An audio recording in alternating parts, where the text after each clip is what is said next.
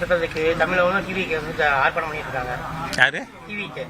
நான் சொன்னேன் முதல்ல அவர் என்ன பனையூரா அவர் வீடு இருக்கிறது அது வக்ஃப் போர்டுக்குன்னு சொல்லி இருந்தா நடிகர் விஜய்க்கு புத்தி உரைச்சிருக்கும். இங்க வந்து பார்க்கட்டும் விஜய். எதுக்கு போட்டோம்? வேப்பூருக்கு, பாலசமுத்திரத்தை போட்டோம், பவானிக்கு போட்டோம், கோபிச்செட்டிப்பாளையத்துக்கு போட்டோம். அவருக்கு என்ன சார் தெரியும்? ஒர்க் ஃப்ரம் ஹோம்னு இந்த கொரோனா பீரியட்லேருந்து ஆரம்பிச்சுது எல்லா கம்பெனிலையும்.